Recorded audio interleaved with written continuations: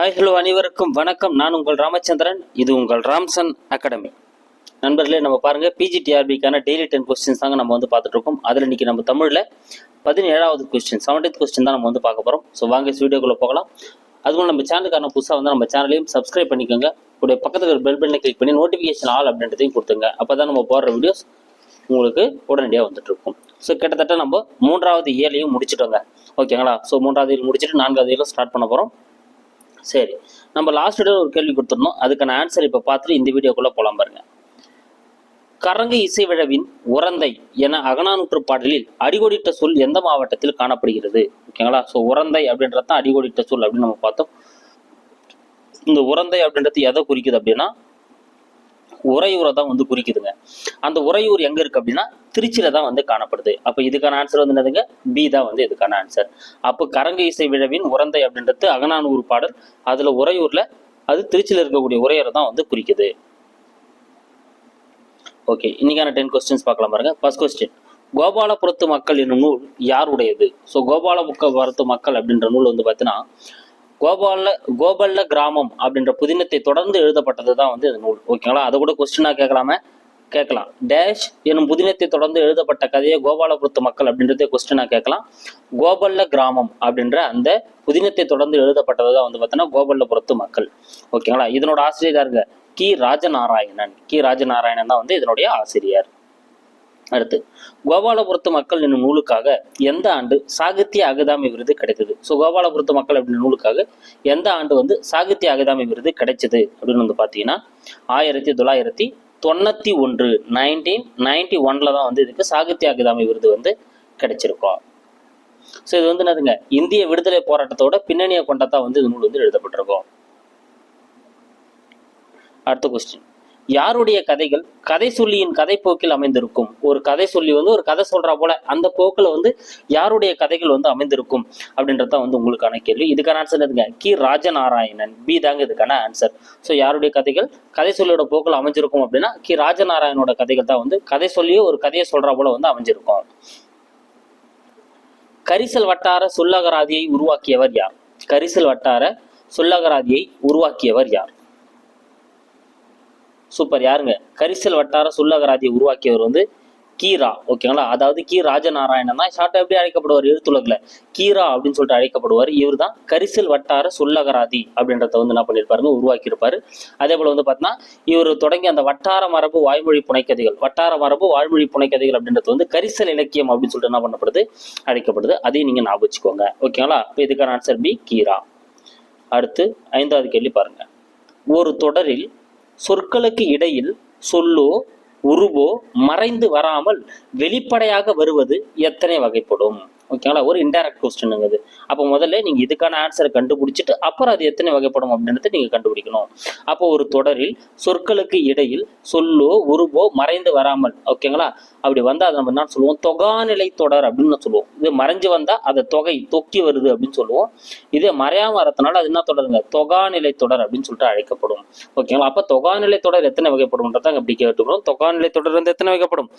9 வகைப்படும். அப்ப டி தாங்க இதுக்கான ஆன்சர். ஓகேங்களா? தொகாநிலை தொடர் எழுவாய், விழித்தொடர், வினைமுற்று, பெயரச்சம், வினையச்சம், வேற்றுமை, அப்புறம் வந்து இடைச்சொல் தொடர் அப்படின்னு சொல்லிட்டு என்ன பண்ணப்படும்? இடைச்சொல் தொடர், உரிச்சொல் தொடர், அடுக்கு தொடர் அப்படின்னு சொல்லிட்டு 9 வகைப்படும். இதில் தவறானது எது? இனியன் கவிஞர் எழுவாய் தொடர். ஸோ நீங்க ஆன்சர் கெஸ் பண்ணுங்க. நான் ஒன்னொன்னு பொறுமையா சொல்லிட்டு இருக்கேன். இனியன் கவிஞர் அப்படின்றது எழுவாய் தொடர். ஆமாங்க, ஒரு எழுவாயோட பெயர், வினை, வினா ஆகிய பயனிலைகள் ஏதாவது தொடர்ந்து வந்தால் அதை நம்ம எழுவாய் தொடர்னு சொல்லுவோம். இங்கே இனியன் கவிஞர் அப்படின்றது வந்து பார்த்தீங்கன்னா ஒரு எழுவாய கூட பெயர் வந்திருக்குங்க. ஓகேங்களா? பெயர் வந்ததுனால அப்போ இது வந்து எழுவாய் தொடர். நண்பா எழுது.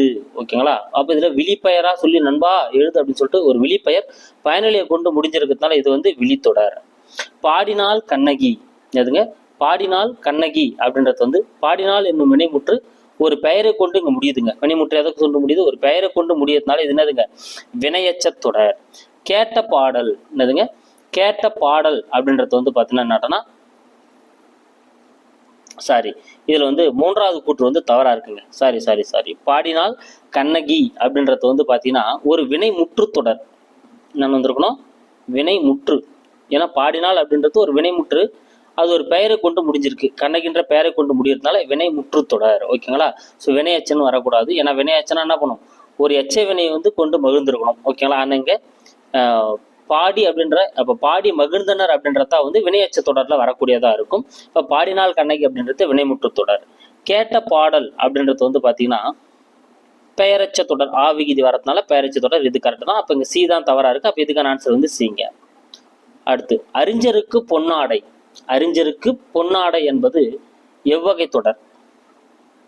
சூப்பர். இங்க அந்த வேற்றுமை உறுப்புகள் வெளிப்படையா வந்திருக்குங்க. அறிஞருக்கு ஐ ஆல் கு அப்படின்றது என்னதுங்க, நான்காம் வேற்றுமை உறுப்பு. அப்ப நான்காம் வேற்றுமை உறுப்பு வெளிப்படையா வந்திருக்கிறதுனால நான்காம் வேற்றுமை தொகாநிலை தொடர் தான் வந்து இதுக்கான ஆன்சர். ஓகேங்களா? அப்ப சி தான் இதுக்கான ஆன்சர்.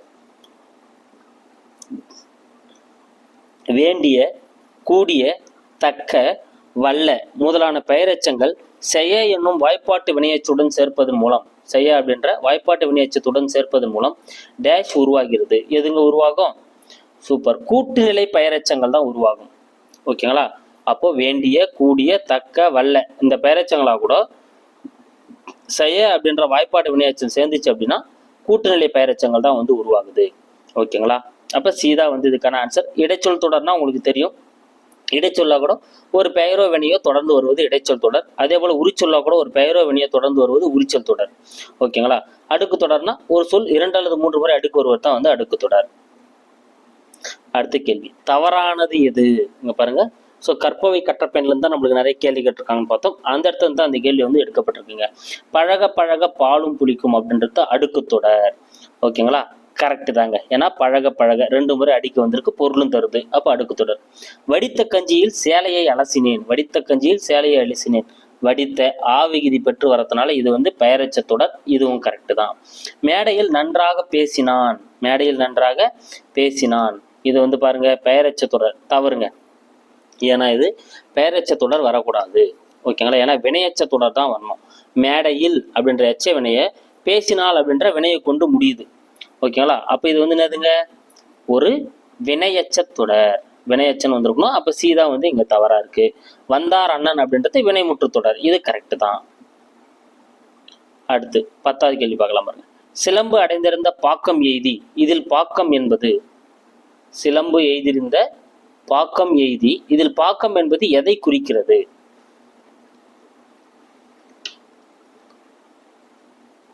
சூப்பர். எதங்க குறிக்குது? சிற்றூர். டி தாங்க இதுக்கான ஆன்சர். இது வந்து சிற்றூர் அப்படின்ற ஊரை தான் வந்து குறிக்குதுங்க. ஓகேங்களா? பாக்கம் அப்படின்றது சிற்றூரை தான் வந்து குறிக்குது. ஓகே, இந்த 10 கொஸ்டின்ஸ் பார்த்துருக்கோம். அதை நம்ம வேகமாக ரிவிஷன் கொடுத்துட்றோம் பாருங்க. ஸோ கோபாலபுரத்து மக்கள் அப்படின்ற நூல் யாருடையதுனா கி ராஜநாராயணுடையது. இது வந்து கோபால கிராமம் அப்படின்ற புதினத்தை தொடர்ந்து எழுதப்பட்டது. இந்த நூலுக்கு வந்து 1991 சாகித்ய அகாதமி விருது கிடைச்சிருக்கு. யாருடைய கதைகள் வந்து கதை சொல்லியோட போக்கிலே இருக்கும் அப்படின்னா கி ராஜநாராயணோட கதைகள் தான். கரிசல் வட்டார சொல்லகராதி யார் உருவாக்கியிருப்பாருன்னா கி ராஜநாராயணன். கீராயன் அழைக்கப்படக்கூடிய கி ராஜநாராயணன் தான் உருவாக்கியிருப்பாரு.